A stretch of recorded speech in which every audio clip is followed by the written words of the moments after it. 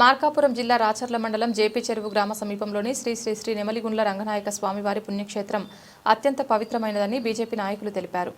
గిద్దలూరు పట్టణ బీజేపీ అధ్యక్షులు అప్పిశెట్టి ఉదయశంకర్ ఆధ్వర్యంలో సీనియర్ నాయకులు పిడతల రమేష్ రెడ్డి, జిల్లా జనరల్ సెక్రటరీ డాక్టర్ జేవీ నారాయణతో పాటు బీజేపీ నాయకులు పట్టణంలోని డివిజనల్ ఫారెస్ట్ అధికారిని కలిసి వినతిపత్రం సమర్పించారు. సందర్భంగా బీజేపీ నాయకులు మాట్లాడుతూ శ్రీ నెమలిగుండ్ల రంగనాయక స్వామివారి పుణ్యక్షేత్రం అత్యంత పవిత్రమైందని బీజేపీ నాయకులు తెలిపారు. ఈ క్షేత్రానికి గిద్దలూరు నియోజకవర్గంతో పాటు రాష్ట్రంలోని పలు ప్రాంతాల నుంచి భక్తులు పెద్ద సంఖ్యలో దర్శనానికి వస్తుంటారని పేర్కొన్నారు. అయితే ప్రస్తుతం అక్కడ సరైన విద్యుత్ సరఫరా లేక భక్తులు ఇబ్బందులు పడుతున్నారని ఆవేదన వ్యక్తం చేశారు. గిద్దలూరు ఎమ్మెల్యే ముత్తముల అశోక్ రెడ్డి సహకారంతో పుల్లల చెరువు గ్రామం వరకు అలాగే ఫారెస్ట్ టోల్గేట్ వరకు 3 ఫేజ్ విద్యుత్ సరఫరా ఏర్పాటైందని తెలిపారు.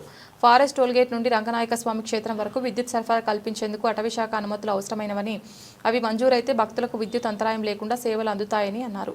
అలాగే కాంట్రాక్టర్లకు అనుమతులు లభిస్తే పాత విద్యుత్ స్తంభాలు తొలగించి కొత్త స్తంభాలు ఏర్పాటు చేయవచ్చని తెలిపారు.